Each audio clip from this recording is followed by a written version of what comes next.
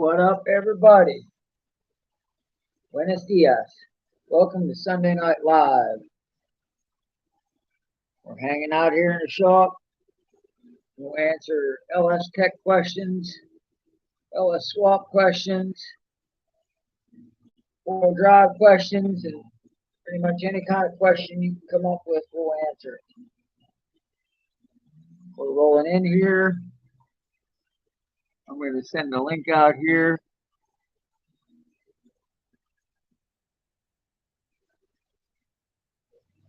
That way, we got it.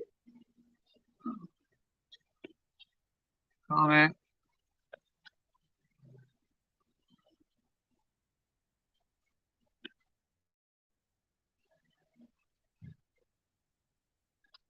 All right.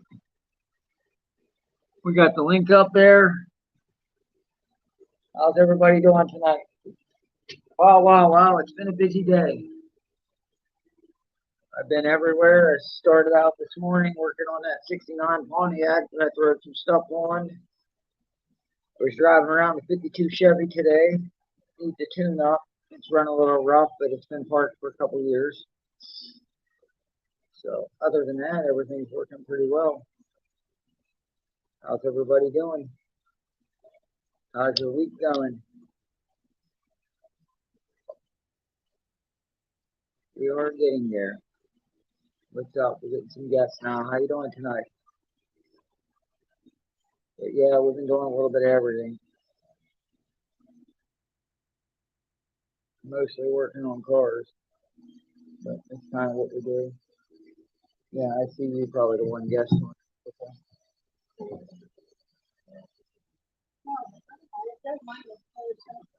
Yeah, well, I'm gonna get your phone to rotate to your normal. Because you can't do comments with it like that. You have to have it up and down. But yeah, just hanging out here. Crazy that we got lucky this late in the year. It's only gonna go down to 70 tonight. You gotta have it auto rotate on. Because it won't let you. If it doesn't rotate, you can't get comments. What's up, everybody? What's up, Hippie Miller? How's it going, man? My oldest subscriber. How you doing, buddy?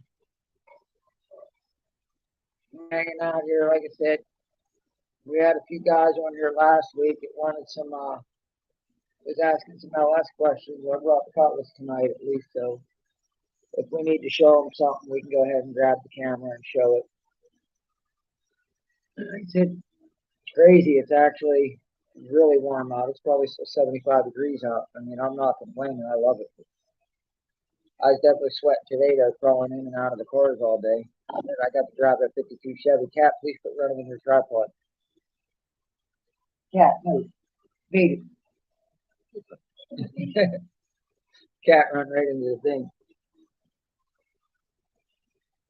Yeah, it was like paradise here, man. I can't complain.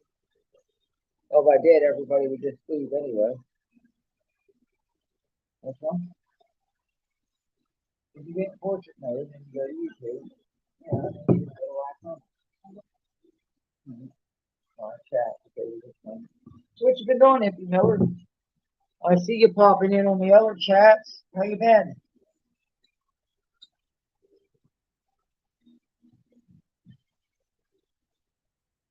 Last week we was discussing. We had a couple people on there wanting to do a swap.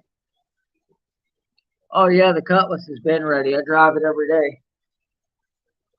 I just drove it down to the shop here about a half hour ago. We just pulled in with it.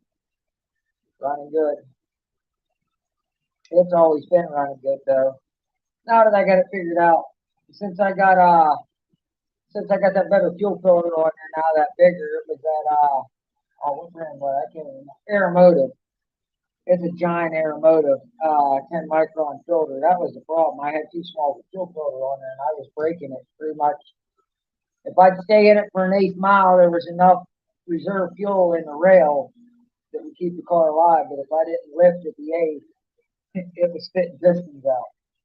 But we got that taken care of now. I've made a couple full quarter-mile passes with no issues, so we're happy with that. I think it'll be ready for it. They said as we get closer, we make sure everything's right, we're 100% going to be able to take the car. I don't see why we won't be, but until I roll through the gate with the car, I'm not making any call outs because I don't understand anybody out from not have an issue with it. Actually, it said it's 90 or 82 degrees out still. 82 degrees at 8 p.m. in late August. That's crazy. It's finally because maybe the seasons are skewed a little bit. Maybe. Yeah. I know. It was warm today crawling in on it. Maybe you can call me that 52 Chevy. That video I posted up, it had short, it had over 1,000 views. That car is cool. He told me he can drive it. I got to get it running. It's a stick, though. It's not running right. He moved it off the column onto the floor. Well, I like it on the column. That's my favorite. This car, however they want them, I'll build them. They ask me, I'll put it together, whether I like it or not. I like to see on the tree. That's all. It's fun to drive to see that car. I drove, of course, when we first went down to Virginia, West Virginia, got that car, when we brought it back, we unloaded it from the trailer. I drove it down to Honeydale, put gas in it, and drove it back in there for good. And then it was up done for 2 years. Now it's running horrible. It barely had enough power to pull it in the garage. I had to really, feather the clutch. He's got 6-volt starter on it, and the crankcase is so slow. Instead of generator on it. Means you can't let it sit there and idle and charge the battery because the generator won't charge it idle. That's why, like with the older cop cars, before they started putting alternators on everything, older cop cars they put all there because an alternator will charge you an idle, and the generator you got to get the RPMs up to charge. So when the car is sitting there idle, you're running off battery. Yeah. So that's why they switched over from generators to alternators. So on that car, we're going to convert it over to 12 volt. That'll be the easiest way to 12 volt battery. If you buy that little 12 volt box for the it goes into you don't burn the gauges up in the dash, cut the voltage down to 6 volts for the dash. Yeah. And then you just put 12 volt headlights and tail lights with it. A 12 volt alternator on it. So that car is all original though. It's crazy. Cat was on YouTube. I went over there and hit the tripod. I watched the camera move, and it really can't. The shop cat. Yeah, he is. He hangs out in the draw. He does hang all off. The shop cat.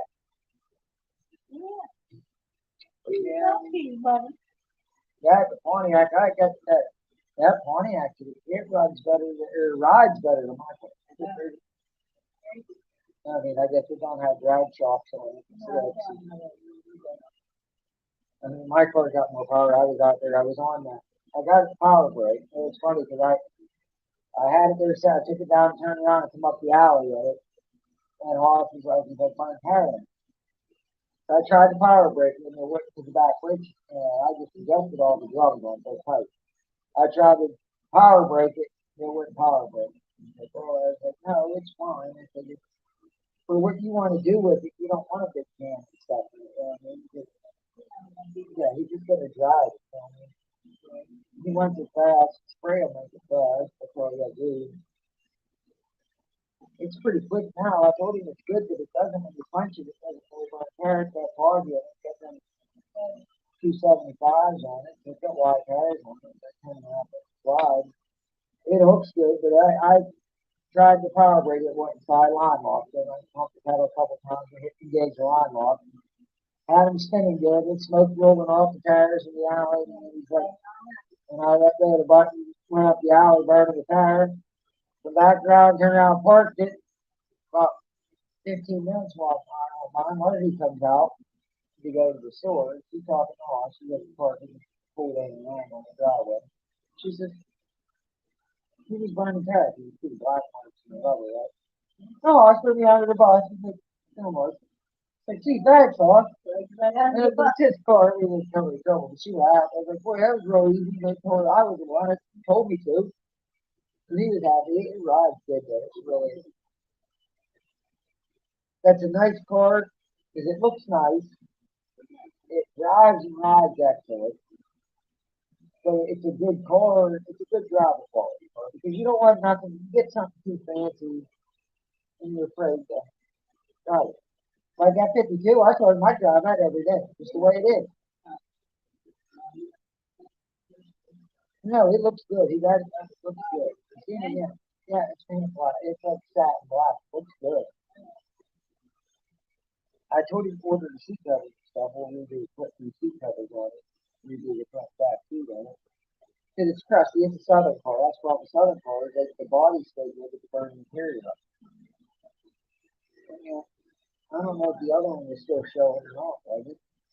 Because I went on StreamYard that way if somebody wanted to come on. I uploaded 3 new videos.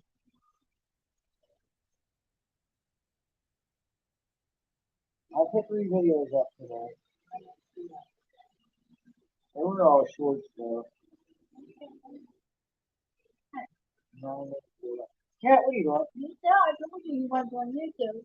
We always get to a slow start here. But once we get down, be careful we're watching. He's already on YouTube, buddy. Yeah. Hi, Amanda. Hi, Amanda. Cat wants on YouTube. What do you want on YouTube, Amanda? Yeah. I know.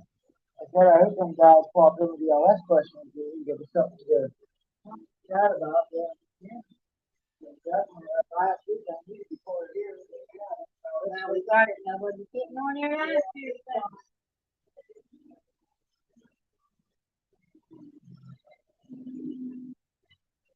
Yeah, buddy.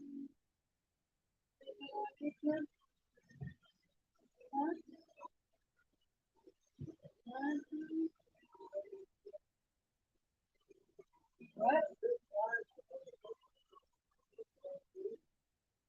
Somebody took it. Here, it's out in the corner of Victoria. It's about this big and it's about that big around, but you know, these flags I got it for flashlights, sir. Now, when we get the information, get started.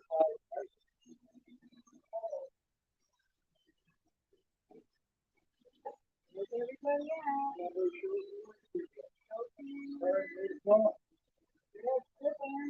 Everybody's sleeping on us tonight. What? Yeah, I got that link up there. If anybody wants to join in, there's a link in the chat. If somebody wants to join in, just pop in. I'll let you in. If you're no name, if you're going to no name or one of my longtime subscribers, if you want to join the chat, just click on the link and I'll let you in. So we get some more going on out here. I still get some more audience here. It happens. I don't know if nobody said to me, I don't care when you're live. I'm live every Sunday night since time to stop going here. So, people out there Sunday night. Anybody else, I was that because no one else was going live. And I didn't want to step on anybody's toes, so I jumped on that live spot. But it's hard to say. There might be other people live too. And a big deal. It is what it is, and I'm not giving up this. This is going to be my time. This is the easiest time. It works for everybody. The people who do come and watch. It works. Water in their head. I don't want to see it these always do that.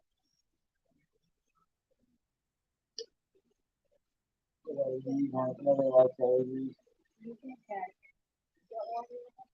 Yeah. Yeah, I tell you, I'm trying to look around here and talk. And do part, we got herring. I mean, we got a lot done. The only thing really that Pontiac is the four shooter, bolted on, hooked up. The two side mirrors on, back speakers put in, and the rest of the car. fixing up, you know, and make it harder. Mechanically, not good. I guess it's time later, but I set it by you. It's probably pretty close, so I think it's not later. I'm going to put a converter in it, I'll wake it up. Put a 3,000 stall converter in that car, definitely wake it up. Well, you put a converter, you put a higher than soft stall converter. If you put a little bit looser converter, even in a bunch soft boat, it'll wake it up. It'll help it get off the line because you're not working with the motor at all. The stock converter, it's starting to creep forward as soon as you put it in gear. You know, that loads that motor before it's making any power. You got a converter, you know, you can hit rolling the car a little bit over. It's like getting the clutch out of higher again. If you have a stock converter, it's like basically sitting there at idle and just letting the clutch out and letting the car start to roll without giving it much gas. You know, I mean, just, you know how you can use on a level, you can use the clutch out with the car rolling.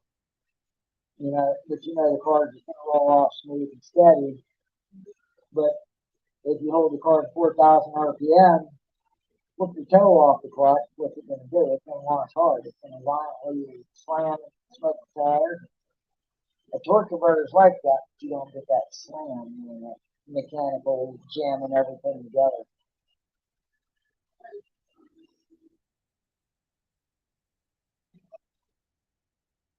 What is it?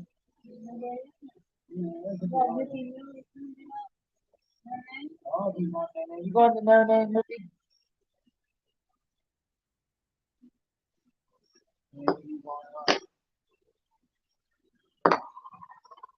There's a couple people that went to their bed and they just read about it and that. I mean, the whole thing was for fun.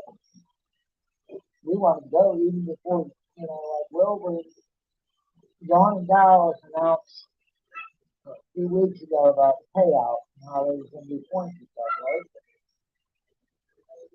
I didn't even think, you know, it didn't hurt me. I thought we were doing this to do it, but actually there's going to be trophies and money and everything. I thought it was just like, we just all get together to hang out and have fun. I didn't care if we was like having a competition.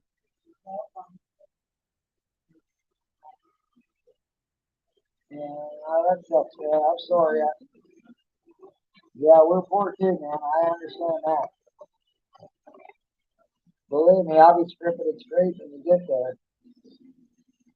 But my trailer's sitting outside the garage right now. It doesn't even have a deck on it. So I'll probably end up renting a trailer to take it out. It might be better than buying tires and putting a deck on the trailer for now. I mean, I've got contingency plans for everything. I got my truck and my trailer, and then my boss told me I can take his truck, but my truck ain't ready. We can rent a U-Haul trailer if we have to. I mean, the biggest thing is that I said the Tommy wants to, and how often is it the Tommy wants to go in? And Tommy wanted to go to No Name since January, since it was announced he wanted to go. And he's been helping a little bit, you know, and help. If he could have a window open in the time, and he could watch time for it. And you know, you could have it muted, and then he would try it on. Oh, I know you have, but if you know, you've been there. Like I said, you're one of my first subscribers, man. Us Cutlass guys gotta hang together. Oldsmobile guys. But yeah, I mean, trust me, it's not gonna be no easy feat. It's just the problem is everything else I got going on in life is all coming together right about the time and everything. But it is what it is. And yeah, I've always liked the off-road GM. Like I've always been, you know, Oldsmobile Pontiac Buick person when it comes to, especially the G bodies.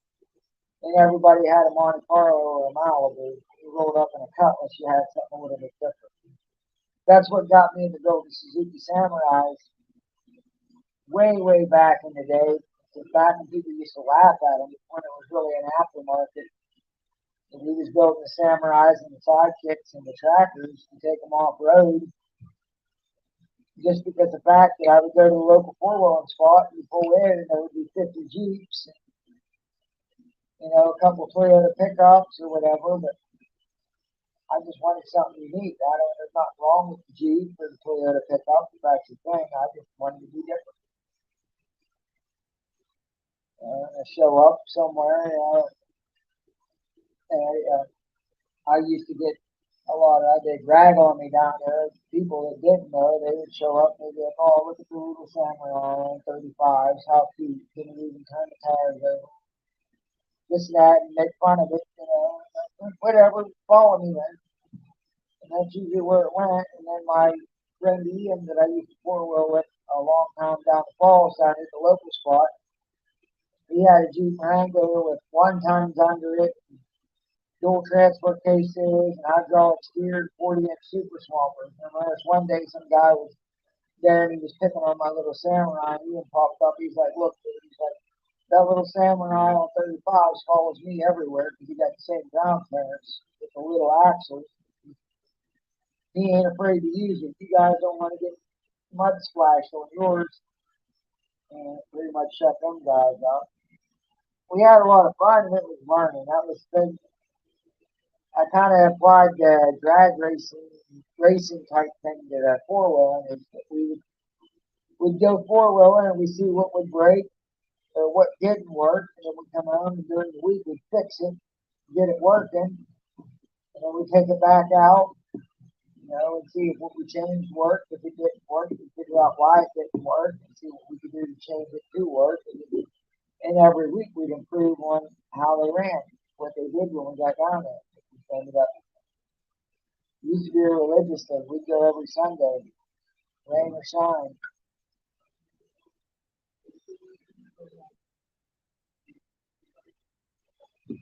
Shooting out all day. Literally all day I was stuck. It was not out for day. Because I was working on the cars next door, and I had to find out all that. That's sidetrack. Pit bulls for you.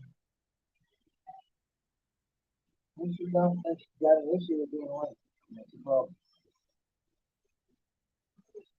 You can find out what you want. You come out here, go torture and carry on.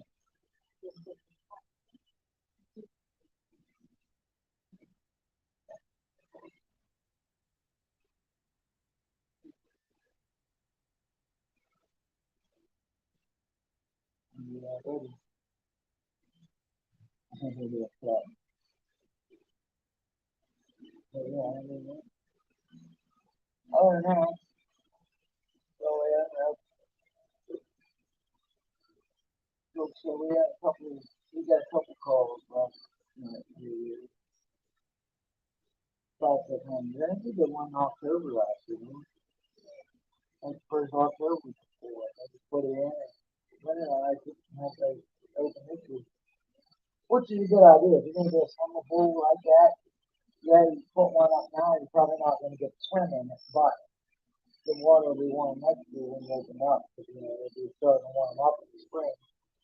Versus if you fill it up, just put it up next spring and just put it up, you got to in the water to get warm. So as the days start to get warmer, the water will start warming up. You can swim faster, put it up in the fall and just let it set. Plus everything's nice and settled in. You know how everything works.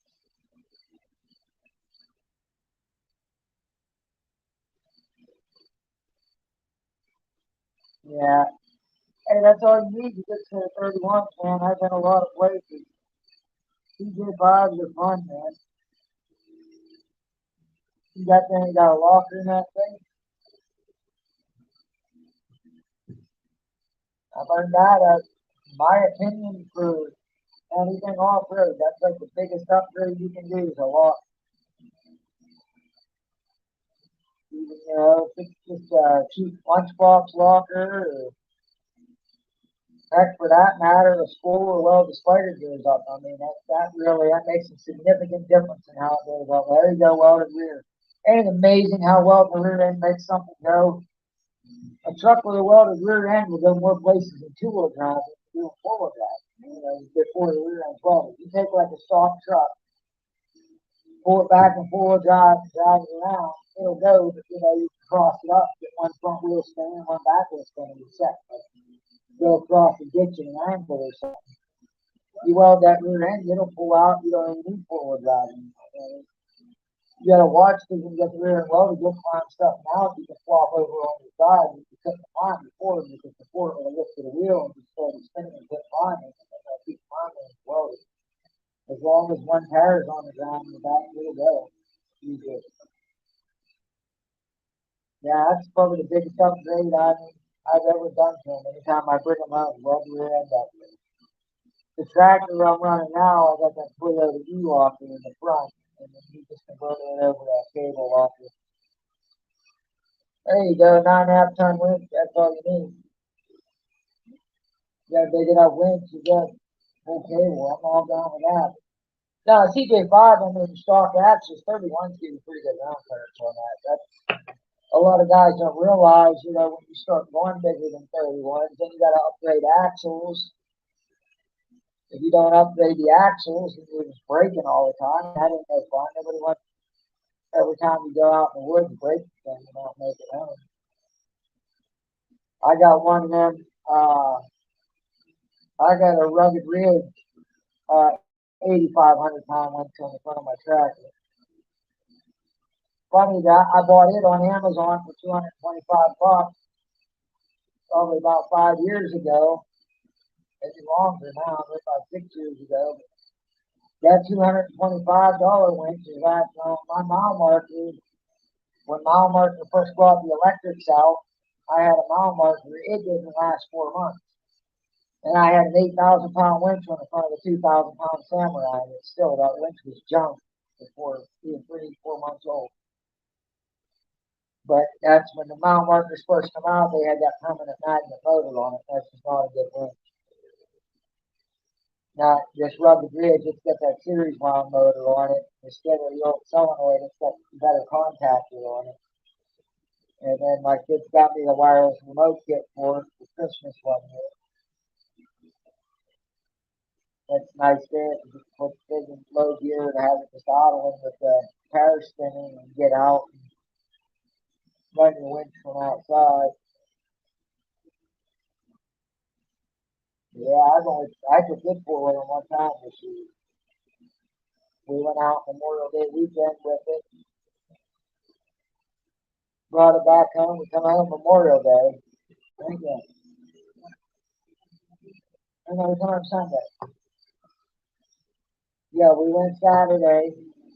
Yeah, we went Saturday, 4-wheeled, camped out, and then come back home the next day, in the evening the next day after we 4-wheeled all day. And then we come home, and our local spot's only about 4 or 5 miles away, so it's all back road, so I just drove it home instead of having to bring the trailer back down to pick it up. I lost the caliper seal on the front caliper on the way home and lost my brakes. I unloaded it from the trailer and back it over there in the yard, and that's where it sits. As you do when you pop out of gear, you know, 100 to 1 gear reduction is fine, and you're in low range, you can do, but when you're in high gear, it popped out of gear. The transfer case popped out of gear, and when it's out of gear, you can't get it back in gear unless you don't get complete stop. Right? If you're coming down a hill, because we was coming down that last hill before you get to 819, and down the hill, and you get back up to the stop sign coming down that hill, we was in neutral with no brakes. And I'm holding on the steering wheel, hoping it don't start wobbling. And I'm like, oh, please don't wobble, please don't wobble. We got it slowed down. And yeah, I thought we'd come home someday. But that's the one time it was out there. I want to get everything on it, swap back over to the tractor and the Samurai. I'm gonna put everything back in the Samurai. My Samurai, it stretched to 104-inch wheelbase. We extended the rear body maybe 104 inches. It's the same body width as the long wheelbase they sold to Canada and all over the rest of the world, but we don't have the overhang that the factory long wheelbase was because we made the rear axle back too. That way to get it at 104 inches. The front's pushed forward. The front axle's pushed forward about 6 inches, and the rear was moved back like 13 inches or something. Let's just run ahead and figure it out. It's 80 from the factory. The body's been extended 13, so that's 93. And then the front axle pushed forward 6 inches. That's 99, and the back's made back. It comes out to 104 inch wheelbase. It's a lot good. But that works good around here. 104, 105 inch wheelbase. Maybe something on it. And the hour get notification. Anyway. Ooh. Yeah.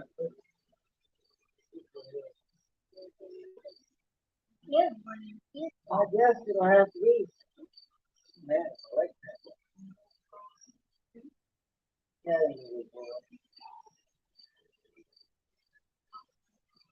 Yeah, that's beautiful.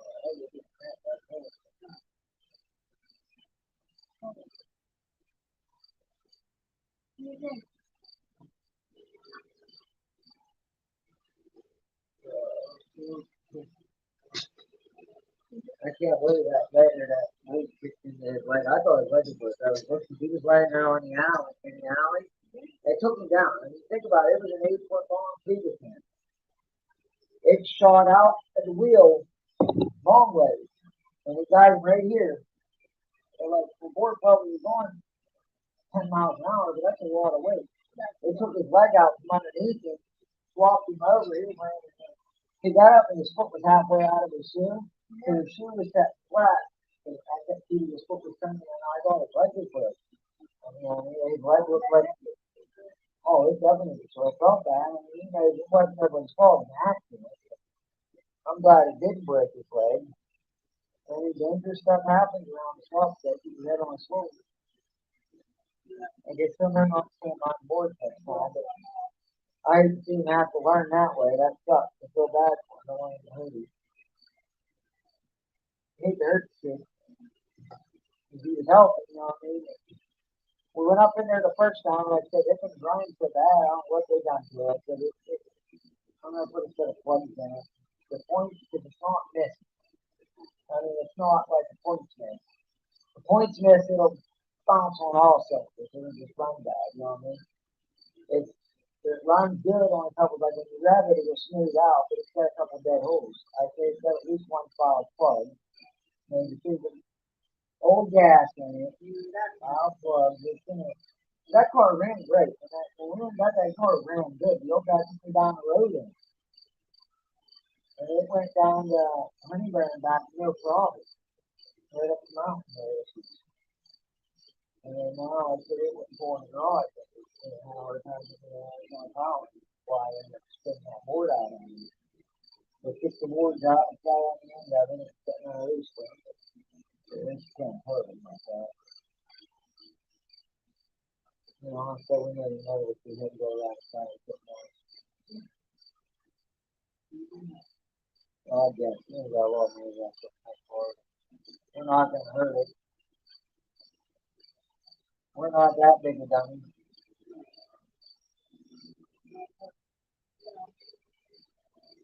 You know, we'll hurt ourselves before we hurt the car. Ourselves will heal. The car won't. That's the difference. You let the car alone for a while, it'll heal. It won't heal. If you hurt yourself, you'll heal. Give it enough time to heal up. No, definitely. And sometimes it can't. Usually you'll heal, so.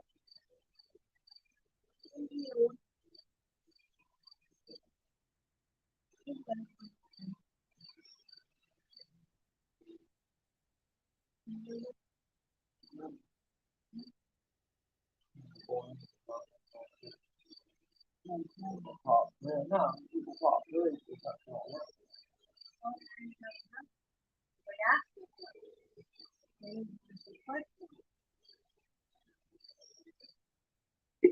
Well, nobody on their own foot. Yeah, that happens. You get that. I mean, I had 20 people on it.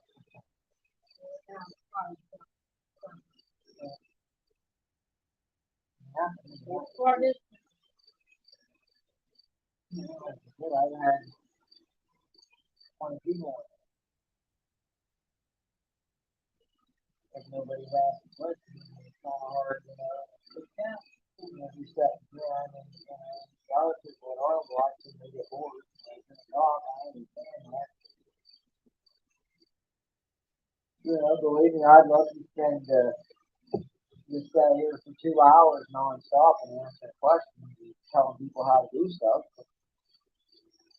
And no one's asking questions and nobody needs no answer. No questions, no answers. No recommendations. I mean, last week I was getting Holly questions, I was getting factory computer questions, I was getting Cameron Valve spring questions, I was getting Motorhome questions. Yeah, I was getting squat questions about what's the back. And I tell everybody, don't waste your money on a Citgo. You don't need a Citgo. And they get as much power at a 5.3. And on top of it, making that power at a 5.3, you got to beat your heart broken and you blow it up.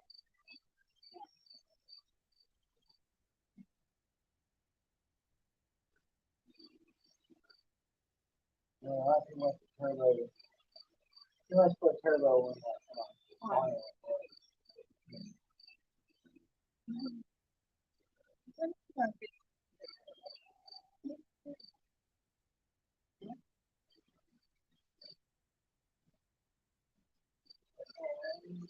And they get bored with it.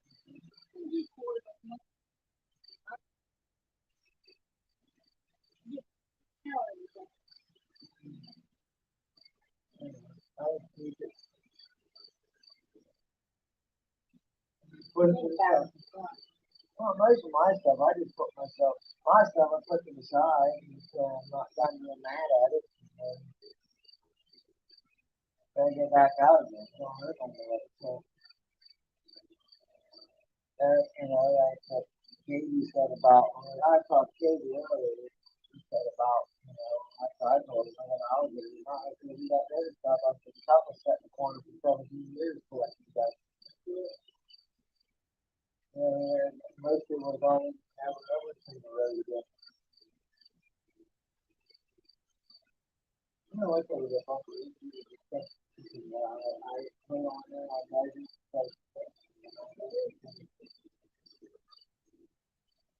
keep it straight. So we drove, Timmy drive, because they went to, and he drove up to the house.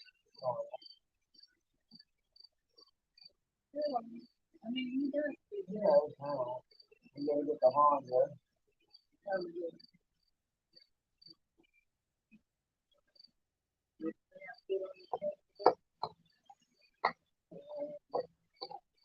I just figured all it down because it's probably not legal, we just have to get it out of it. We make it. Mechanically, it's we'll go with some hotel that night, there's no cool in it. Oh yeah, no, she said she went in there and they wanted that much for an increase, they got the increase, and she said, I'll run it with public. They pay that much to get the increase. Now she went like Stevie Needy just bought a mountain area, what? And I wanted to, it was like $15 for a gallon of 50/50 or so.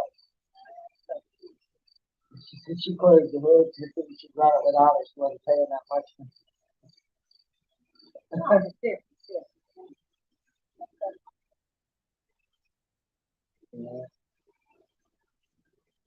And heard that.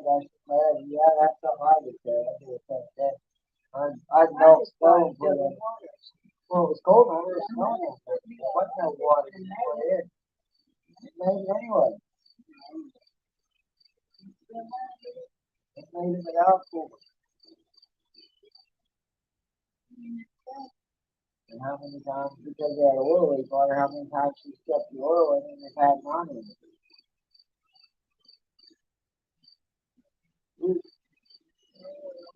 No oil. I mean, we drive it like that. A dump that time, we had that red one. He come back to the house, he holds the floor. Yeah, and then he come by that one day, he's like, my brother gave me a case of oil. I said, okay, oil. I crawled under the pump, drain plug out. It just dripped a little bit. I was like, this thing got to be clogged. You know, there's no way. I grabbed a screwdriver, plugged it in. It didn't have no oil. It had all the only oil on that motor was a little bit of filter and just a couple drops. And he come by and hold it on the red one every time he passed the house.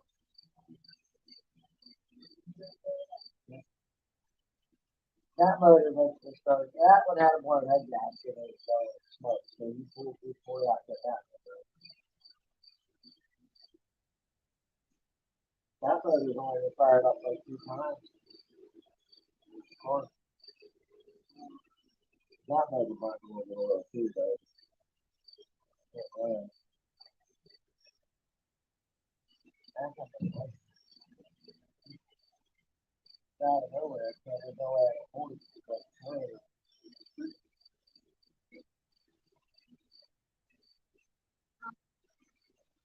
I was dehydrated. I drank like 5 bottles of ago. I don't like that food.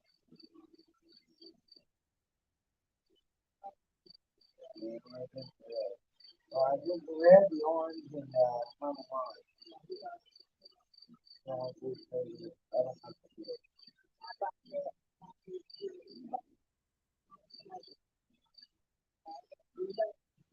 I like the orange bitter. I like the original lemon lime bitter. Like that Anthony's don't look that anymore. Anthony's now like, oh, it's not that new green one. You get some of it in some places. So like the stuff from Walmart, it's like more like a yellow than a green. It's called universal empty. It's compatible with all.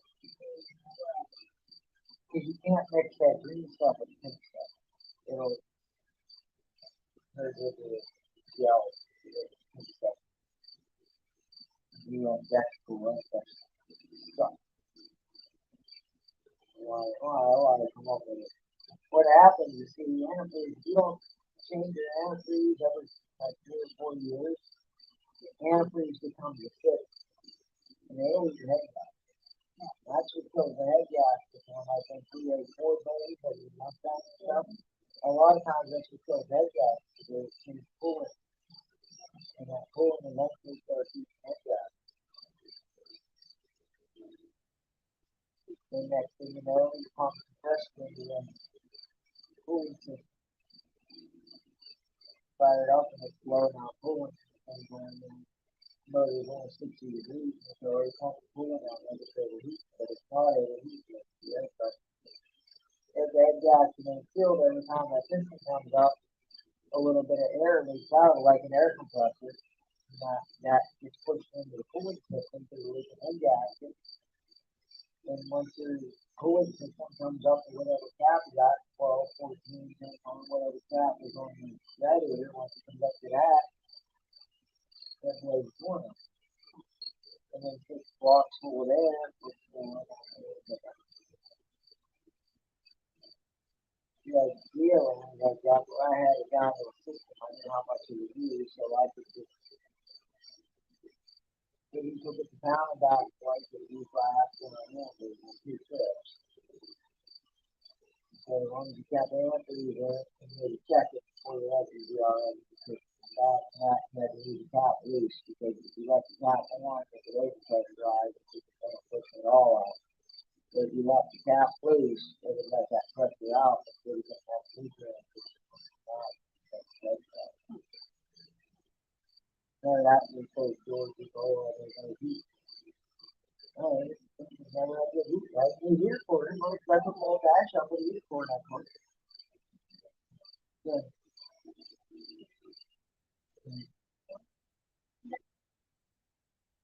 Let me see what. Oh, you get broken. Yeah, probably door handles, door pins, tires.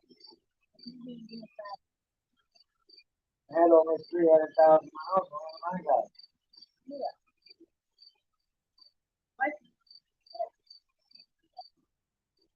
When I pulled that original 350 out of there, it had 326,000 miles on it. It still ran, but it just didn't need a head gas. That's fine. It was the head gas that was burnt between 2 and 4, and that caused the swap pressure to get a misfire on those two cylinders. If I would have pulled the head on that and just put a head gas in there, it would have been.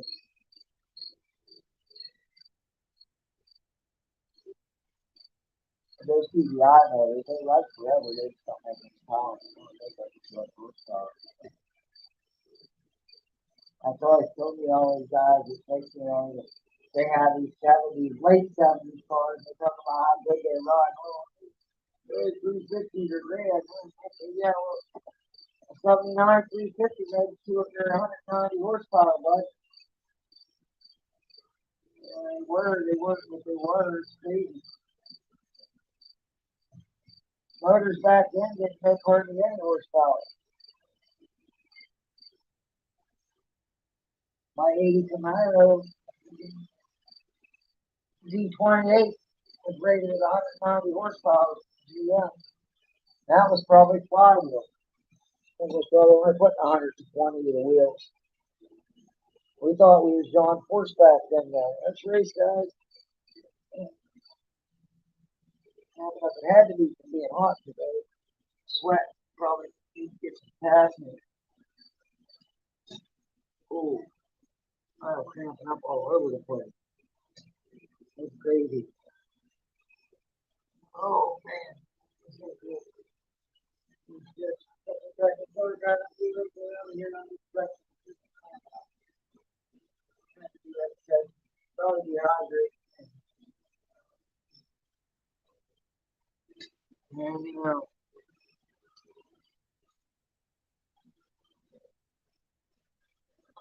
What's up, Mopar Dan? I didn't see on the screen you were there in the final. Yeah, finally passed. Or yeah, finally popped up on StreamYard there. As said, anybody, the link's at the top. Anybody wants to jump in, the link's there.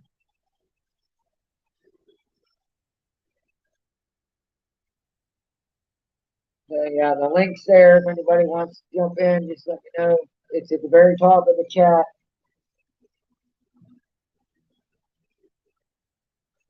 Yeah, we're just hanging out. Like I said, we had a bunch of guys last week asking a bunch of LS questions. We brought the car down. It is what it is, though. It's a nice weekend out on the East Coast. They're probably out busy doing something. Can't fault them for that. We're here, though. Anybody that wants to do anything. Instead, I got to drive that 53 Chevy today. That was a treat. Thought something to get to do every day. I mean, if I had it, I'd probably daily drive it, but I'm an idiot. I like driving stuff that I got to work on more than I drive. So I was trying to explain that earlier that if you drive an old car, you're probably going to have to work on it. I mean, if you drive a 50-year-old car, you're going to get in it, drive it 10 miles to Walmart, probably going to have to screw with it. Yeah, I know the paperwork, buddy. All about that. Thanks for listening in, man. I appreciate it. And Wesley, you know, gonna bring Wesley down in the morning. I said, Hillary's gonna bring Wesley, or James is gonna bring Wesley down in the morning. Morning. Huh? I don't know. She just texted. Yeah. I don't need her awake at 6:30. Well, you should be, buddy. Wake up at daylight. Not enough hours this time of year. You gotta get up early.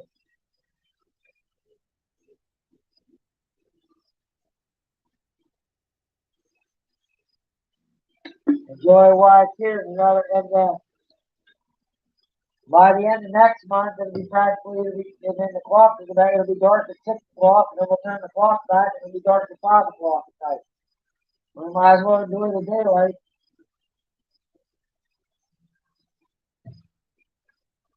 Huh?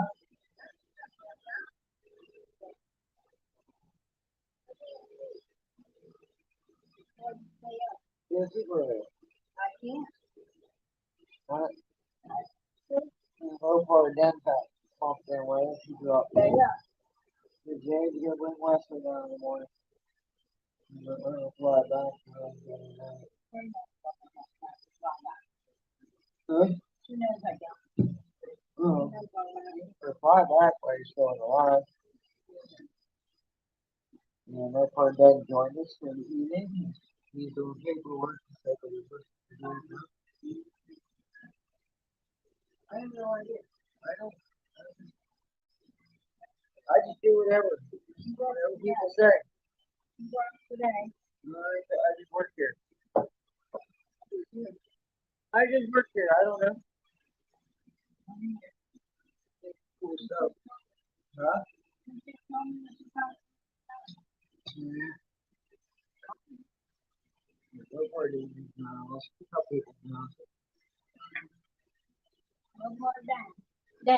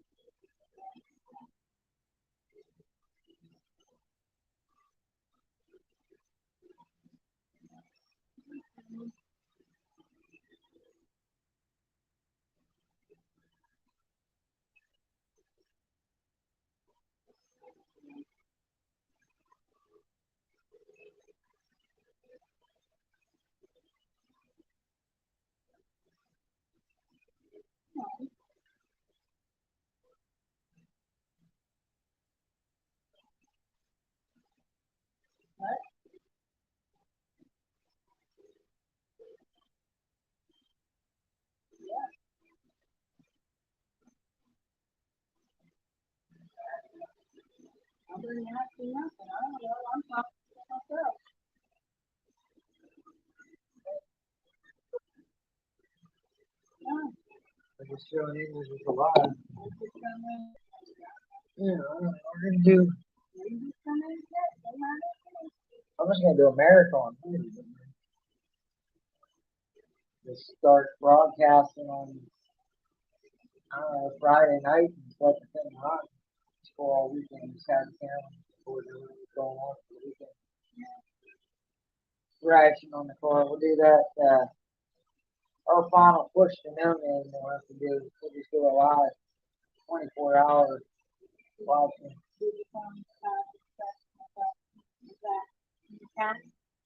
Yeah, yeah, yeah. We got the new cat in. He bounced. After tried to knock tripod over, he split. He tried to knock tripod over, he got it. That cat wanders off, I guess. It's like, oh, I get the new cats, they walk off too. People cut them off. This cat just wanders off on his own. No one steals it, it just wanders off. There you back. And you're there, and tripod, come here.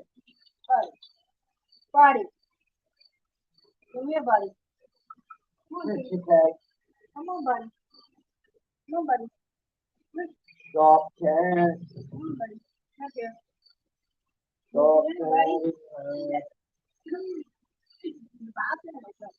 Soft cat. Soft cat.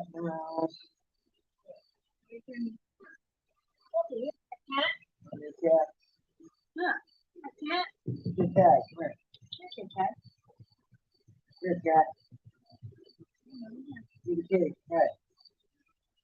Look at that camera hanging on. Get that. Yeah, you're out of here. Hey, where you going, buddy? Look, probably frogs or something. Yeah, these guys, our shop gets inundated by frogs, man. I don't know. You wouldn't think with all the oil and stuff that's spilled on the floor and everything, you wouldn't think it happens. But literally, any given day, there's probably 4 or 5 toads in there flopping around. They come in just to cool down because the concrete's cool or what. They're always back in. I felt bad for that one because it jumped in the drain can. There was a little transmission fluid in it. I got it out and tried to wipe it off the best I could. I seen it a couple days later. He lived. So I always thought they said that, you could always tell like if the water was good because the frog was so sensitive. The chemicals, that one was a transmission fluid. It'll be a bionic frog. For one day, and a big giant frog out here running, or a toad running around in the truck. He gets that big, and that's what he's happening. Tie him up for a garden toad. He might Then he says, so what's the problem with your new cat customer? His fur balls coming out of his jaws. Yeah, I have to go. I got fur coming out my exhaust. It's got this weird vibration, buzzing noise when the engine isn't running. Yeah. The cat purring. I can hear something. What is it? Oh, that cat's weird though. He's got defective. He very rarely purrs. Most cats, if you just mention their name and touch them on the top of the head, they start purring. That cat does. I just get he's evil. He's angry at me all the time. Never can you come over for you to pet him and then you touch him, he'll attack you. Say he's evil. He's mean. For no reason. These dogs don't beat him up that. They don't want Dick tries to beat him up. That's what I mean. You walk by, I walk by and he'll swat me. He'll be in your house. I'll walk by and he'll smack you for no reason. Really do? He's alright though. About this one. He's a good cat. He's just weird.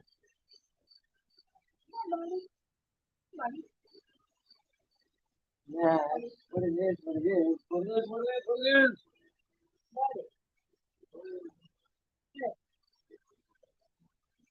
Yeah, all kinds of stuff. Those torch stacks up, picked up trailers. That way it'll cut all that crossovers with that driver. I take the torch and buzz them off real quick. I know I don't think there's any oxygen in my center. I'm gonna get oxygen. Kid tag. Yeah, you come over here. That's our cat. You go like passing emissions. You can help us with the EPA. Stop that. Stop that.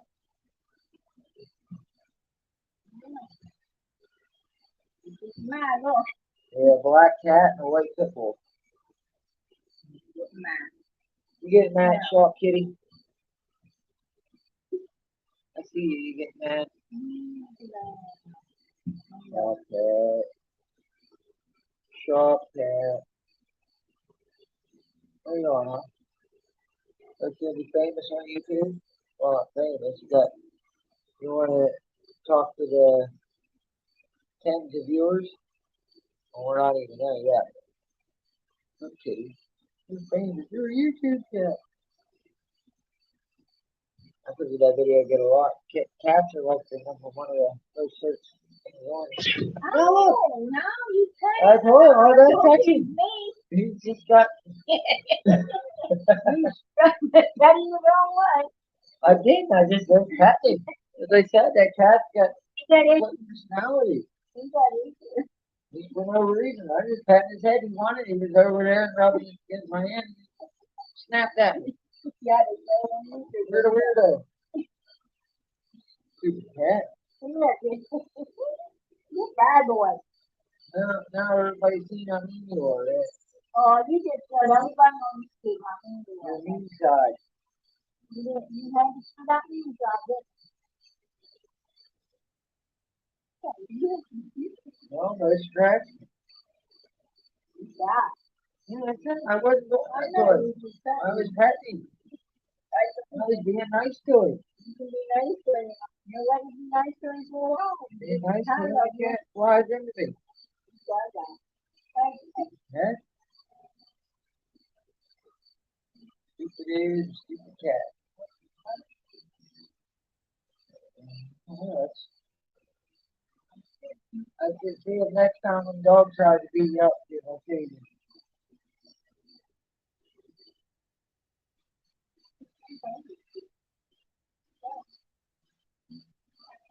That ain't a problem. Beat up by a cat. Live on YouTube. Attacked by cat.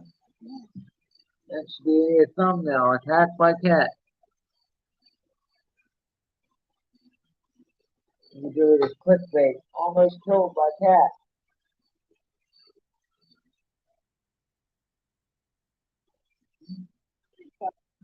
I don't know either. Why, yeah, you think you would rather lay over here on the table than on the floor to run.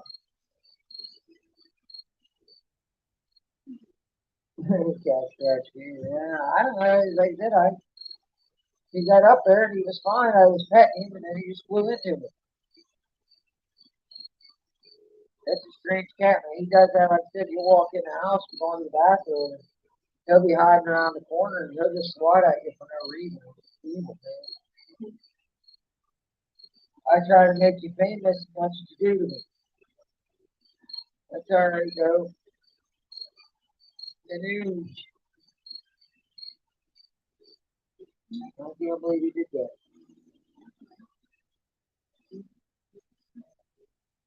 As I should talk fuel pump. Huh? As I could, should have got the fuel pump shop. It was a fuel pump. Fuel pump. Yeah, because I had a couple of fuel pumps. Sorry. Okay.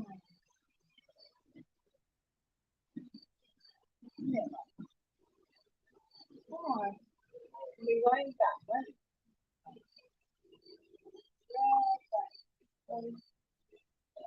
I've been through a lot of fuel pumps. Opposite. If you're gonna run, if you're just gonna run a stock LS, maybe, even with a cam, these will run about, these are an inline high pressure pump that we run. So these work good with a stock LS. This is nice if you want to use your factory gas tank because you can just pump it in line and hook it up. These basically, this is a Ford. It's like the inline pump off of the 80s Ford TFI motors, but Ford had they had a fuel pump like this too that was a low pressure, but this is the high pressure one. And if you're gonna do, if you got an EFI tank or you want to modify, because I had in tank pumps in my Cutlass tank with a non-EFI tank, they're just tight squeezed through the sending unit hole because the hole's smaller. And that's when you get into like, and these are stock. Okay, this is the stock like Chevy truck tank or fuel pump. That's like a stock. That's basically a stock GM high pressure fuel pump. The fuel pump's a fuel pump. If you're in a pinch and you lose an electric fuel pump in your car, man, anything you can put in there that come out of a fuel injected car will work. I mean, I put like my tractor, for example, the fuel pumps for it's ridiculous. If you buy it at the local uh, parts store, they want like almost $200 for the same pump you can buy online, even the same brand, for like $30. But And my tractor, I just started using these all the time on it. So that's just the way we do that. I just replace the stock big pump and use this. You can either use zip ties, just get creative. But pretty much any EFI pump will work with a stock motor. You don't really got to worry about it. Just grab whatever pump you got that works and throw it in there. Just make sure you got a hat on it. These are all just that's a Ford fuel pump there. And yeah. And then here this is a 255 liter. You can see it's got the bigger end on it. How it like steps up. That's a 255. Beautiful hour. This is just a regular stock one. And then these are the Walbro 450s that we use. When I had the stock tank in my car, I had 3 of these all wired together running in the tank to supply fuel. What's up, Schultz? Yeah, I'm just going over because I said I had people talking, but all these are an option. But if you're just putting the car together, now that's swap, and you just want something to cruise around, these fuel pumps right here will work fine. Honestly, even the knockoff will work. Go on, eBay or Amazon and pick one of these up. They're like $25 a piece. Just buy 2 of them, throw one in there because they're easy to change. Since they're external, you can just, if one dies, and out of 2 of them, chances are you'll have one that'll be decent. But I've had good luck with them. We used to run these on our dirt track, front-wheel drive cars too.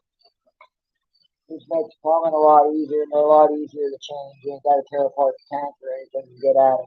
Just roll in. I hose clamp it to the roll cage with a piece of rubber around it.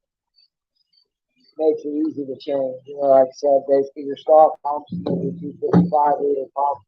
You pretty much make any pump fit any tank if you need to just make it go. As long as you got the pressure. If it's a little higher, like you can put even a higher pressure pump in like a GM throttle body motor because the regulator is going to return when it doesn't use anyway all the pressure. So, and then like I said, you can step up those Walbro 450s if you need to make power. Like that, on gasoline, this is probably good for 500 horsepower. On alcohol, I wouldn't go much over 350, but then if you double these up, probably do 900 on alcohol. But I thought that I was having some pump and fuel delivery issues when I had 3 of them in the tank, but it ended up being my fuel failure. And I went to that Speedmaster. It's basically just the Speedmaster's version of the A1000 that Aeromotive pump. Actually, it's identical. It's probably made in the same Chinese factory. It was just $100 cheaper than the Aeromotive brand. It's been in there. That's a race style fuel pump. It's been in the car as a daily driver for over a year with no issues. They say you can mount that pump in the tank too. I don't know how you get that giant tank in the pump, but it can be mounted. That big aluminum mounted in the fuel cell. So it can do some nice now. But it's got enough heat sink on it and stuff. It works fine. It stays cool in the tank. I haven't had no issues with fuel pressure dropping off. Well, the only issue I have right now with the Cutlass is just you got that 8-gallon cell on it. So you spend time running from E85 station to E85 station. But it doesn't be bad. So to go,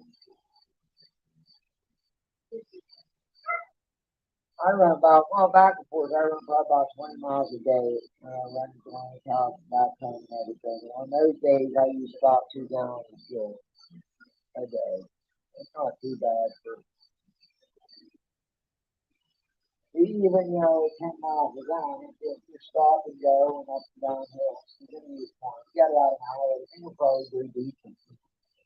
I know before I put the turbo on it, or before I put the gears on it, and it had 270 gear, remember it was getting like mid-20s, it was getting like 22 miles a gallon with gasoline. And it would do a lot better. I noticed that one day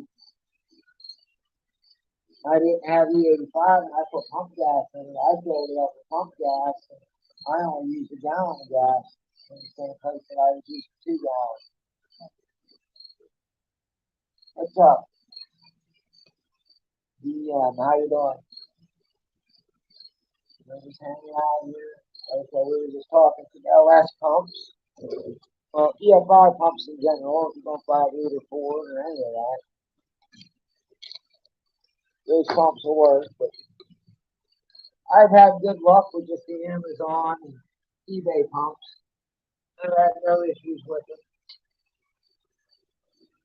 I look at it this way anymore. The quality of everything is going downhill so much. I guess it don't really matter. So if you know you're just going to get stuck with, you know, rebranded Chinese junk, then you might as well just buy the Chinese junk in the first place and save your money. At least you know what to expect. You expect to get garbage. That's basically how I look at it. I know I'm getting junk. Well, I pay a lot for it. And that's the problem is a lot of these pumps, like my pickup, if I call down that Ford, I call down Auto, it's like $230 for the fuel pump unit. Now you get the plastic piece and the same unit. It's like $230. That's for an Airtex brand. I can go on Amazon and buy an Airtex brand that same pump for like $35. I would like to. It's nice to go to the local auto parts store and buy stuff there, but the problem is with that is they gouge you so bad you can't. That's the problem. I wouldn't mind, even if they were just if they was 10% more at the auto parts store than online, I would pay that 10% more to have the convenience of being able to run 3 miles down the road and have it. But the problem is, if it's not like it did, they're $200 for the same pump. It's $30. You pay $170 more to go get it. No, I'm not going to do it. And like I said, yeah, you like to support local business, but then gouging it. All the parts right now are junk. They're cheap Chinese junk parts. Oh, we got someone from Ireland. How's it going? Irish people. Cool. Very cool.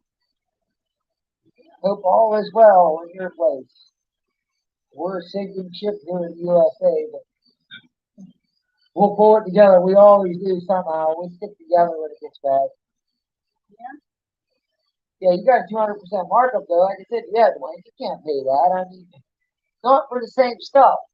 Now, if I would go to Advance Auto or AutoZone or O'Reilly's or anywhere, if I was buying the stuff and it was a 200% markup, if I was getting a better quality part, then I would be fine with that. But the fact is, you're not. You're getting the same junk, same Japanese imported garbage. So why deal with it, when you can't? So that's my thing with it. I'm trying to get the link.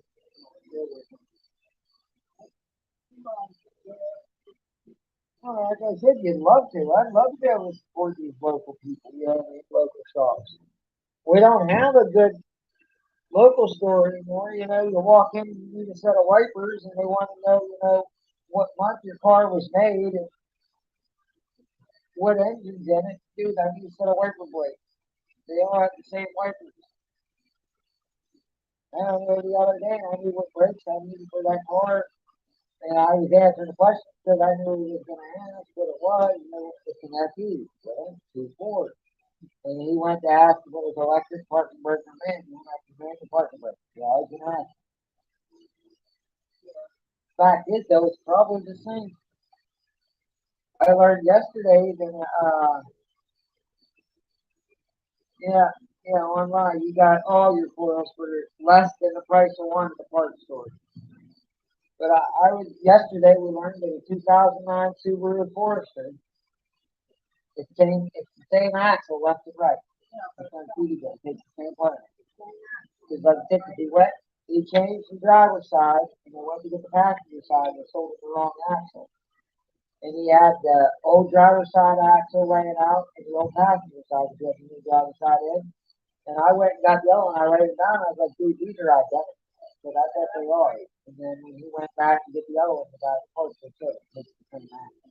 I said, well, how did they give you the wrong axle?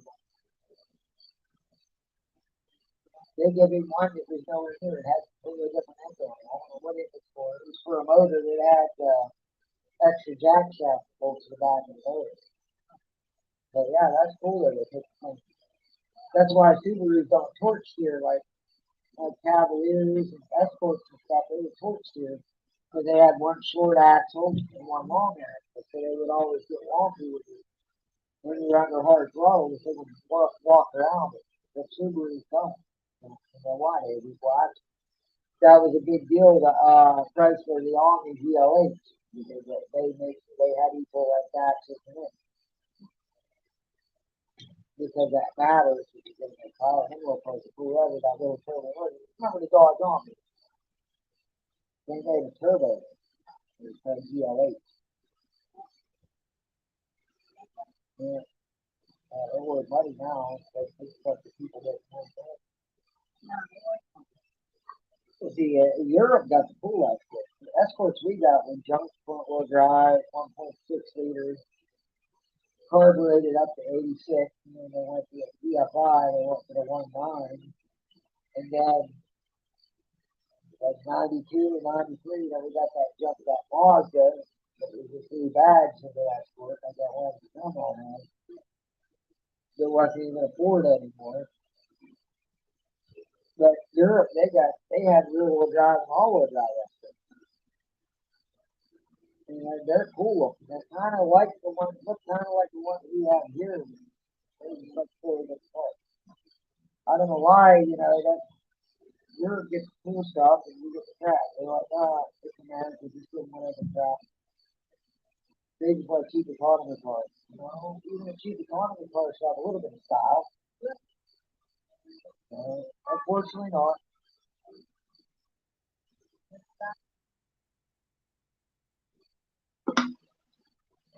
Yeah. You got junk. These are gullible or something. You get those coils changed, Schultz? Did it fix your misfire? That's the big question.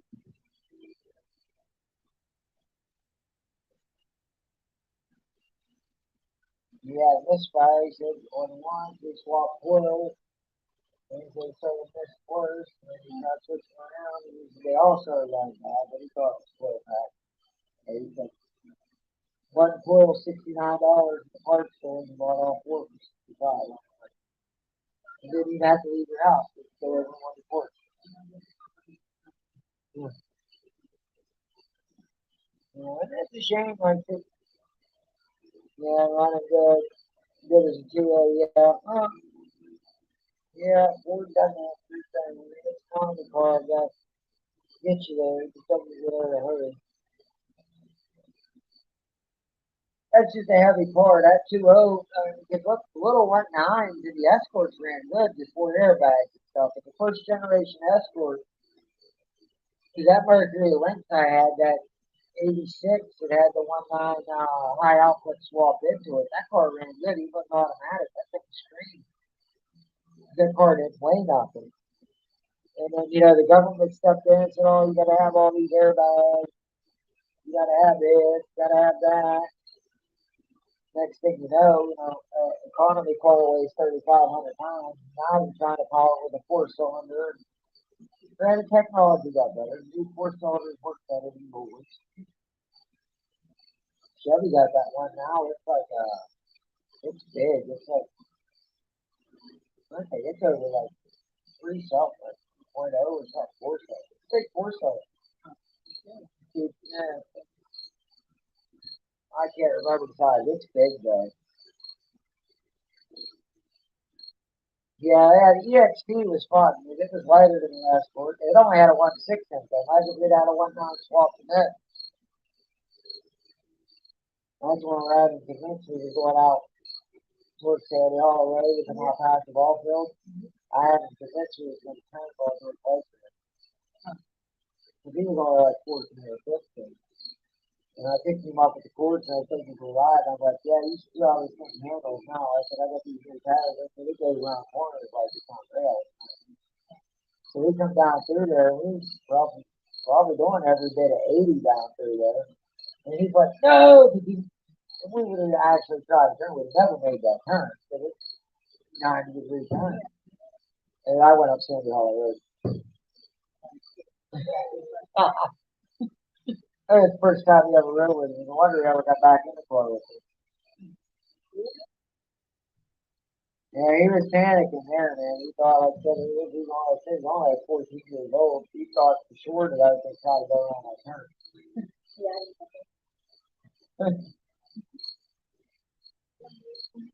Them idiots, like I said, they'd ride the better that GMC, though. It gets not even worn down rain when they get to that.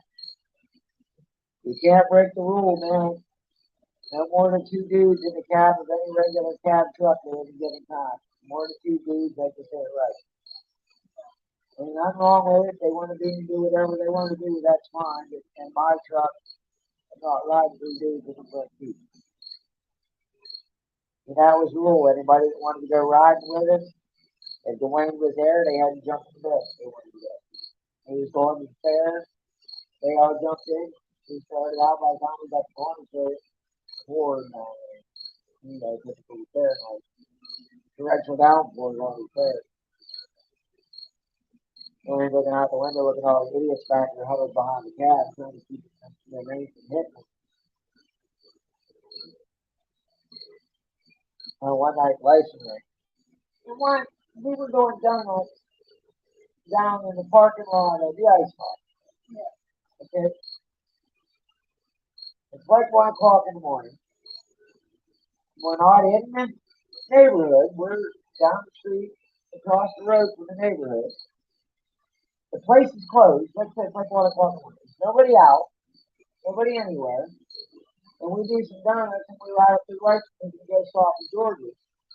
And George goes up there on, whatever, the 2nd Street. Yeah, 2nd Street.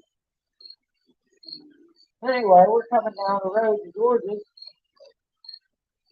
and we see all these people running towards us. They all got mad, like if we were doing donuts half a mile away. And there's like first there was like 2 or 3 people running. And then they pass a house, and a couple more come in from running between the houses. The group's getting bigger as they're running at it. Dwayne's like, man, I don't think they want to talk. I think we should probably get out of here. Yeah, that's probably a good idea. You would shut the truck off, you have to right towards the house. So as they're running, we down here and we take off. We're going through Lexington Store parking lot, and some stuff in the headlights. They're throwing handfuls of gravel at it. It's flying over the truck. It's just, you see it, the headlights hit the rocks going over the truck. We didn't get flying. Like this guy here that time. He got mad. Yeah, the guy up there, he come flying down, doing that burnout, burning the house. Cool, do another one. That don't hurt my feelings anything to do.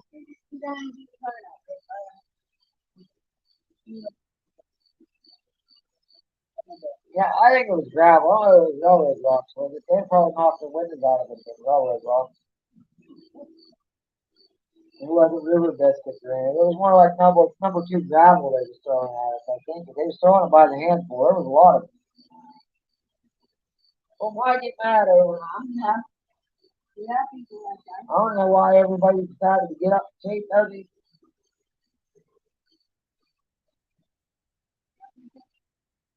Yeah, yeah, yeah, we didn't wake them up because the truck wasn't loud.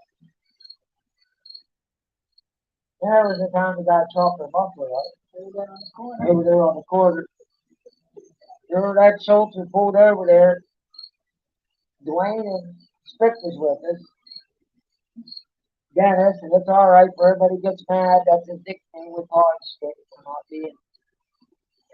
He's not Mexican, so it's just his nickname.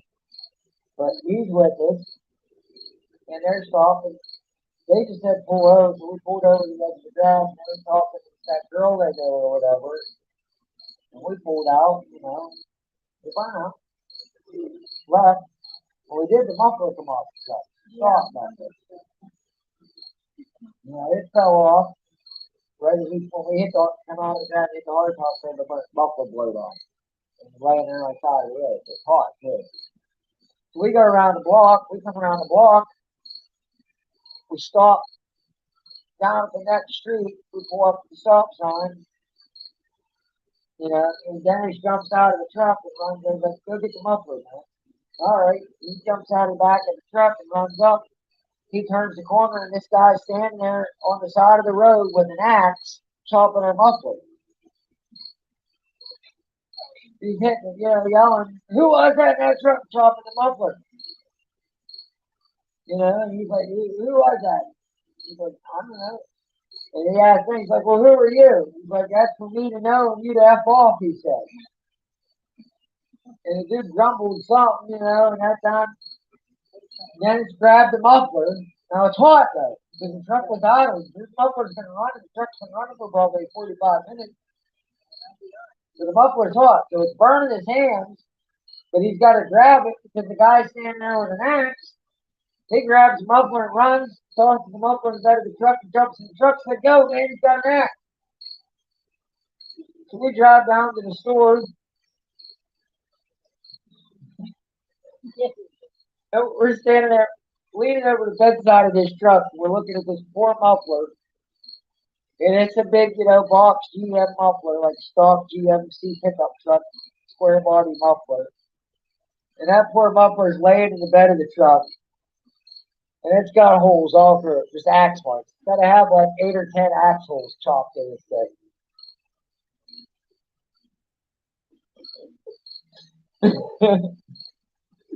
And he grabbed it, he's hot, but when he's burning his hands, he's hot, juggling and running back to the truck. And his eyes are as big as saucers, man, because this dude, he just witnessed this guy with an axe chopping it. We didn't know, we're around, we didn't see the guy chopping it. And he's got this muffler, it's got axe marks in it. And I'm looking at it, we're standing, I think we're in Sweet Peas by this time. We're standing there looking in the bed, looking at it. Like, man, our muffler's ruined.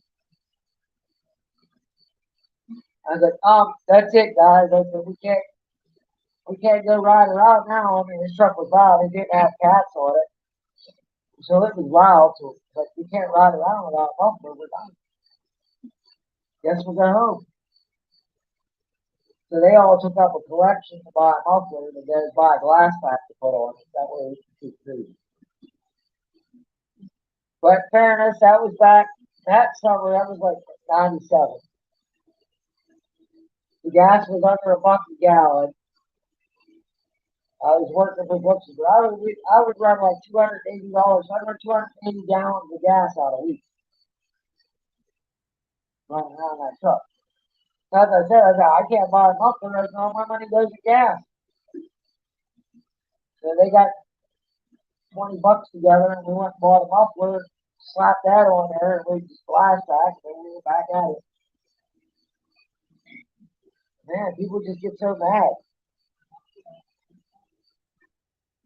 Then there's a time Dwayne there when they with Jimbo and Corey and that with the half stick, the payphone.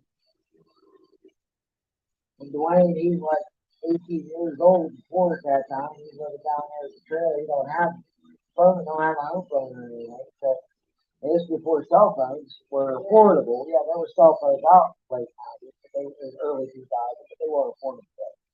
That's when you still pay like $4 a minute on somebody a cell phone. But they didn't work anywhere. So Dwayne, he does up to use the payphone. The buttons are sunk way back in. The cord's hanging there with no receiver.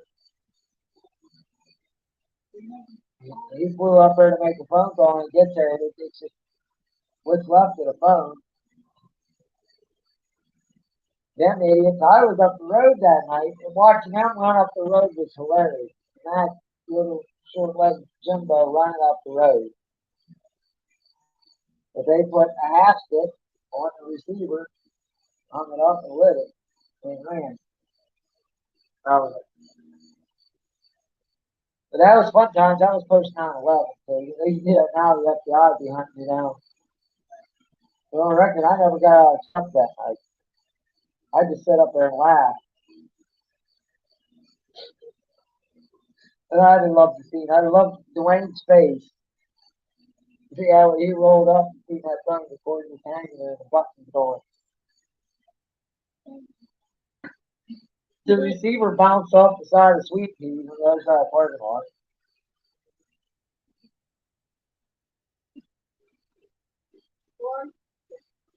Oh man. Then we figured out, that's when we figured out that you could stand on the Samurai, you could pull the Samurai right underneath the sign. You could stand on the target bar of the Samurai, you could reach the sign to change the letters. So we'd go up there and we'd go around and get letters off of other signs too. So we had whole stacks of letters behind Billy's seat. We could write up there anything we wanted. Oh, they get so mad about it. They come in the morning, and they sweet you, we rape you, and this and that. It was just hilarious. And that one night we're down there, and I'm down in the Samurai, and the owner come out and she's yelling at us. That's when we had Cherokee too. She's yelling. She's like, yeah, now one guy, he comes down here in that Jeep that's painted like a cow, the snow camo. No, that snow camo Cherokee. Like he's got the Jeep painted like a cow or something. And I'm standing right there, but I got different vehicles. And she's yelling about us. Or that one night that we was all down there, the cops pulled up. And he's like, yeah, we didn't just hang out there. He's like, what are you guys doing? We're cleaning out this Jeep. So it takes 8 of you. It's like, oh, it's pretty dirty. You could get out of here and just laugh. So we left. But we was all standing around the Jeep. The parked right beside the vacuum. He's like, what are you guys doing? We're vacuuming out this Jeep. Takes 8 of you. It's pretty dirty. That was the night they took care of because Jumbo took Valerie Keep up the Cass Paris. Swamped it. But Valerie wasn't there because they borrowed it.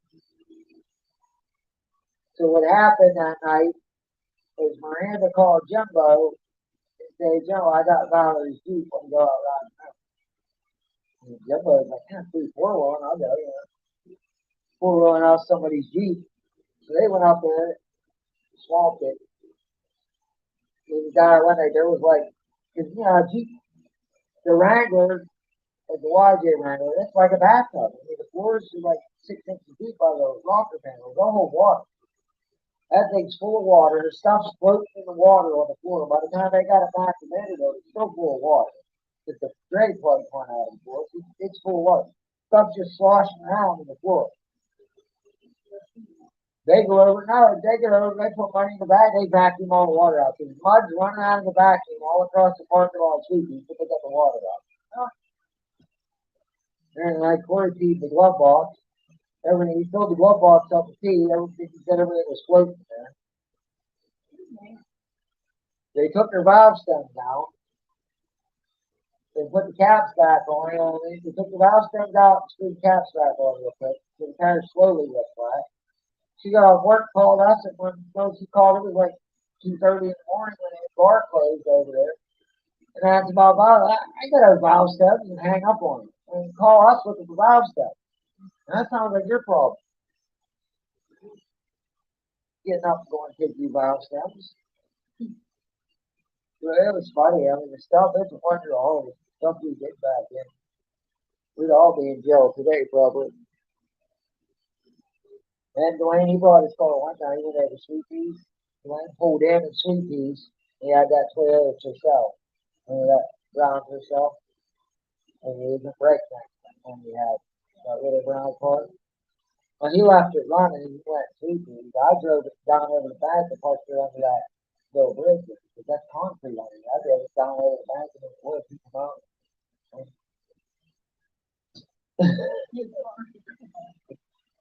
It looked down in it, down there running with a headlight.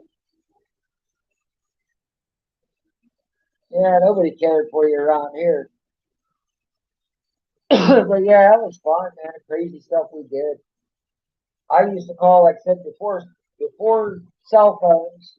Well, I had a cell phone, but before everybody had cell phones, we lived up in the mountain, and I didn't get service where we lived because we was just right over the back edge of the mountain. So if I drove just over the peak on the front side of the mountain, facing the tower with my phone, I'd drive down to that church.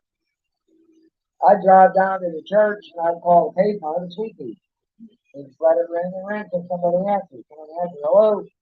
Yeah, who's this? And they tell you who it was. Who all's there? I looked around, if they knew, they gave me a report. Okay, I see Huffline's here, Billy's here, Jumbo just left, but he's coming back. And, all right, well, tell them all to stay there. I'll be down in a little bit. So he'd yell over, tell them to stay, and we get out. That's just how it works. You know, Billy kind of killed, getting his T-bone.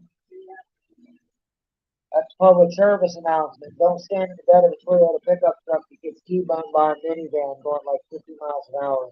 It's a bad day when you get ejected like 40 feet. Then you get life flighted. They take you to the hospital and nothing's wrong with you. You argue with them, but they made me go because they said I got knocked unconscious, but I might have had a head injury. And I was like, everything works. I told them, but they're like, no. So they fly me down to Presbyterian Hospital, which is like 35 miles away in Pittsburgh, in the middle of the night. I get a call and have a ride, and from where you were at, it was more like, almost 50 miles to come from the mountain. You got to go, get them out of bed to come get me because they took me down there with nothing wrong with me. The only reason I went, they said they took me down there because I didn't know what day it was. And it was Derby season. We were working on Derby cars 18 hours a day sometimes. We didn't know what day it was. All we knew was like next week sometime there's a Derby, so we got to get all the cars done. But we didn't know what time, what to do. It was just one of them things. That's what, I remember the paramedic was like, what's your, where's that like look? I was like, I give him my name, I said, I give you my address, I said, I give you my social security number, so I can tell you all that stuff. He's like, well, what day is it? Dude, I don't know. It could be Wednesday, it could be Thursday, I don't know. Well, you don't know what day it is. You probably had a head injury. We're going to have to life flight. I'm like, really? I don't want to get life flighted because now I'm going to have to bother somebody to come pick me up at Pittsburgh Hospital in the middle of the night. Okay? With that life flight, I was talking to the guys in the helicopter, and they said they get Billy's insurance paid for it since he's the one that wrecked it. So we didn't have to pay for it.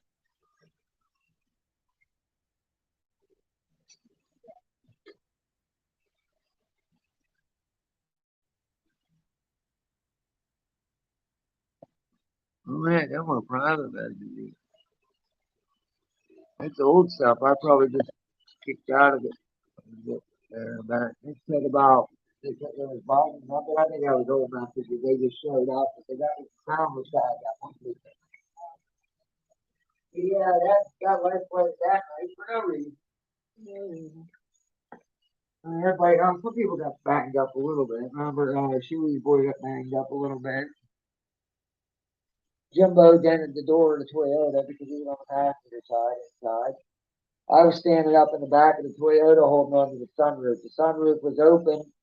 I had my hands on the cab and I was standing right behind the driver's side, the side we got hit on. I see the car coming and like turned away from it, but it was nothing I could do about it. It seemed like right as the car hit, I just went flying. Well, I must have, I got that scar. I hit my chin on the roof of the truck. I think that just knocked me unconscious for a second. Because I don't remember flying through the air.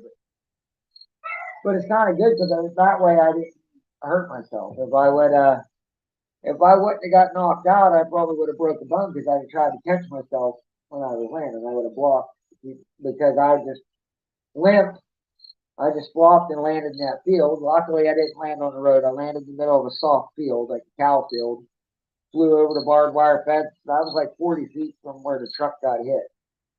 But I had a booty hat on with a strap.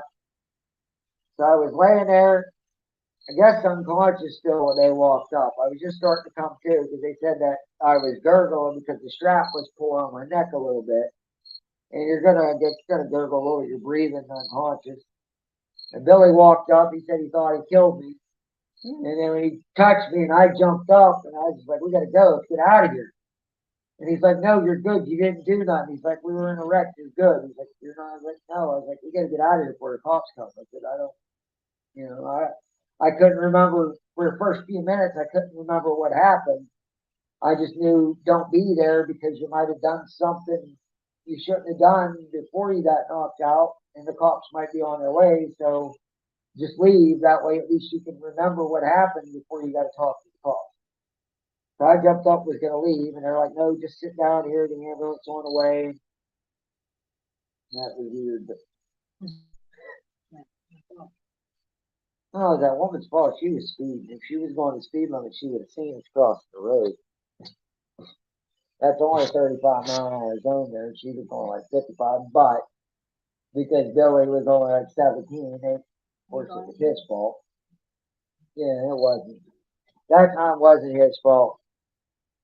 Yeah, we gotta have that natural reaction to run, man. That'll save you sometimes. If you don't have that, you're gonna be a dummy. Not only are you gonna be waking up and not remembering what just happened, you might be in handcuffs. So at least get out of there and figure out what it is. That way you know if you're not there, you know, if you was unconscious, you don't remember what happened. You don't want to be trying to answer questions like that. To just leave. I mean, I wasn't driving, so they couldn't have got me for nothing. That's the first time I learned about this BS and how they scare people with this alcohol test stuff. This true story. I was there. I personally witnessed it. The nurse told me out of her own mouth. So they put me on life flight. They fly me to Presbyterian Hospital, UPMC Presbyterian in Pittsburgh. It's down in Oakland. They get me in there. They bring me in down into the emergency part, triage spots. You know, and I told them not to cut my clothes off that time because the last time I was life flighted, they cut all my clothes off, and I had to actually have clothes brought to me too to go. So I wasn't hurt enough. I told them I could get undressed, so I undressed so they could check to make sure I wasn't hurt. Nurse comes in and says, "We need a blood sample." And I'm like, "Why do you need a blood sample?" And she's like, "Because you were in an accident. We got to take a blood sample. It's the law." I'm like, I was in the bed of the truck. I wasn't driving. I wasn't in the cab even. I was literally in the bed of the truck. I wasn't even talking to the driver of the truck. I was in the bed." And she's like, "That doesn't matter. They need an alcohol sample because they need to take a blood sample because if you have alcohol in your system, then they can rule this for statistically. They'll say that alcohol was involved in this crash. It'll be counted on the books as an alcohol involved crash. Even if alcohol had nothing to do with it, if your passenger's drunk, they'll label that crash on the books alcohol related. And the reason they do that, that's to cook the books. They have people scared that everybody's going to get run over and killed by a drunk driver, and they have no problem with bending over and letting the government screw them on their Fourth Amendment rights by setting up checkpoints. I don't see where a checkpoint where you stop every car coming through, even ask them how their night is to smell for alcohol. That's no different than going door to door and knocking and saying, "Hey man, can we come in and check for anything illegal?" To me, that violates the Fourth Amendment. I know a couple states, like Texas Supreme Court, they said that in Texas they can't do the checkpoint thing, but here in Pennsylvania they like to do that. Blake said, well, when he was at the beach, I guess there was a checkpoint in Dawson. He was looking for somebody. They set up a checkpoint right in Dawson. They're on the corner there by the bank. Yeah, and there wasn't a holiday weekend or anything. Just check for it. Around here, Maybe that's what we figured. If someone was looking for somebody and they just needed an excuse to violate rights to everybody else. You know, you drive down the road, it's nobody's business, anything. If you don't crash, it's no business. Sorry.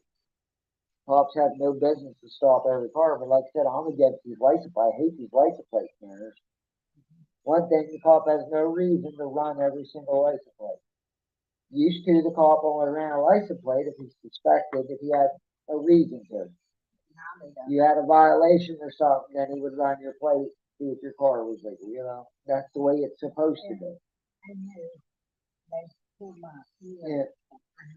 Yeah, now, as I said, now it's not right. They would have ran your plate and that. These plate scanners are not right. Because they can take that plate scanner and they can take all that data everywhere they see your car passing the scanner.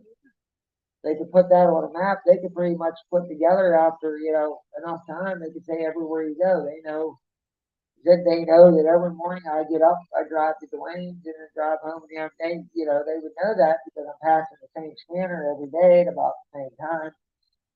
That's too much information. That's stuff that they shouldn't have on you ever. Did you, in the words of Ted from Zip Ties, are you stunned? Are you stunned? Come on. You need a bath. Come on. You need a bath. It's healing. It's healing. You gotta quit biting you up.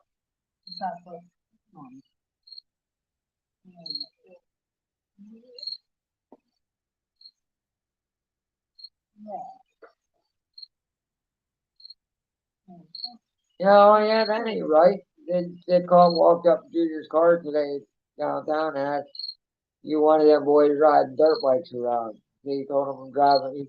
He said I'm driving a car on a bike and pulled out laughing. No, I ain't got no right to do that. Why would you do that? Cops are weird. Yeah, what was his reason for that interaction?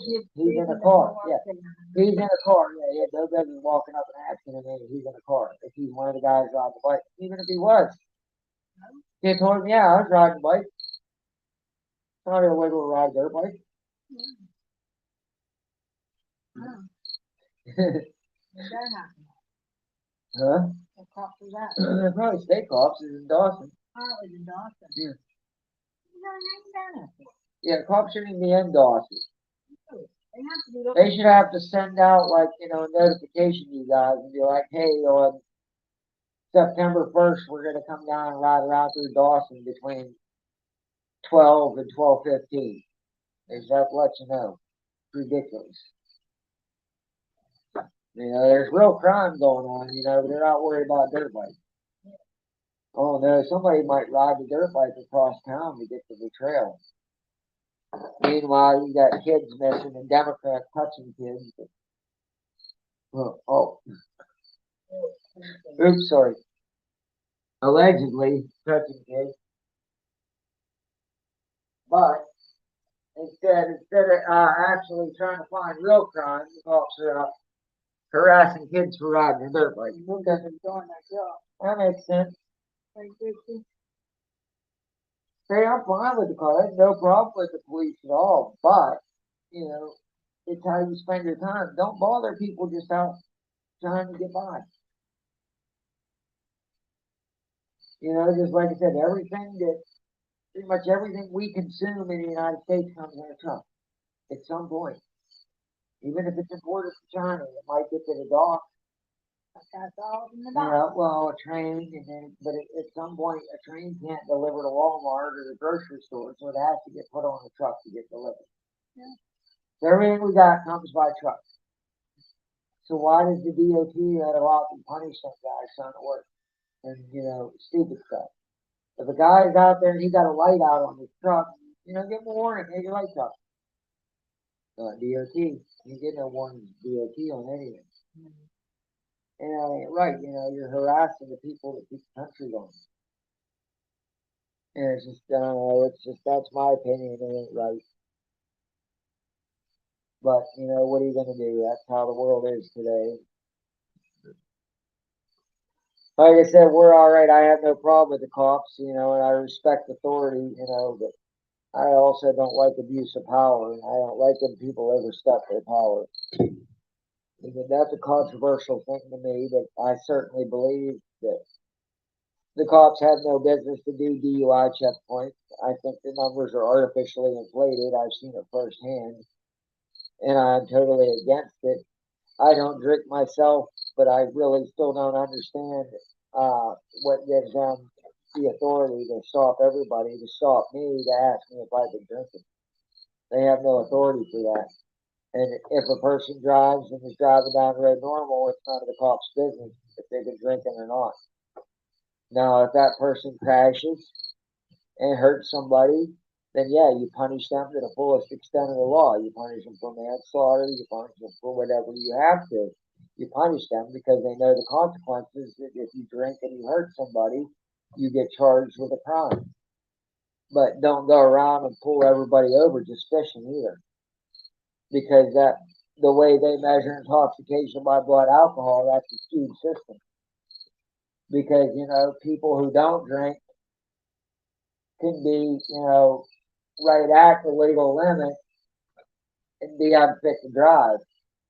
And a guy that's been drinking a case of beer every day for 30 years could be 2 times the legal limit and still be able to drive better because he's learned to function at that impairment in all them years. It's just, you know, they need like a reaction test or something because they said now, you know, everybody's riding around smoking weed, you know, but they need to figure out a good way to test for that because they don't really have a way because you can't, like, you know, if a guy smoked weed in the morning, you know, you pull him over 12 hours later, yeah, you can test it. That weed's still going to be in the system, but it's not affecting him anymore. It's not impairing him. But we have a messed up system. I mean, honestly, the whole DUI, driving under the influence thing, it might have started off with really good intentions. And like I said, yeah, you can't have people out boozing or cruising because they're going to hurt people. I understand that. But that whole thing has been perverted and twisted into a money making scam. That's what it is now. A person gets out and say they, you know, they're just right at the legal limit. You know, I mean, now you can be under the legal limit and get arrested. So, yep, it's all about money. All about money because, you know, what gets you out of that? You get busted for DUI, you pay a lot of money for an attorney, you pay a lot of money in fines, and basically your first one pretty much goes away. Then you get 30-day license suspension. And, you know, if they were really worried about impaired driving, like I said, when you have a big concert or you have a big bar, the cops would be there in the parking lot and they'd be getting breathalyzers, you know, and telling people, hey man, you're over the limit, you should call a cab. But instead, the cops will wait a mile down the road and catch them and make them pay $20,000. So until they show me how it's for safety, I'm going to believe otherwise. Like I said, when I got a hospital forcefully taking blood from me to say they needed to say if the crash was alcohol related, even though I was in the bed of the truck and wasn't even talking to the driver, you know, you showed me. And this happened clear back in 2000, 2001. It's summer before 9/11, and they was taking stats like that. So you can imagine what they're doing now. But it is what it is. While we live out in the woods and try to just sneak by. So, well, I guess everybody, it's almost 10 here. We've been on here for almost 2 hours. I want to thank everybody that popped in. Sorry it was a little slow tonight. I said last week I couldn't answer questions fast enough. This week was a little slow, but such is life, and that's how it'll always be. So, good night, everybody. Thanks for watching, and we'll talk to you later. Have a good one, everybody.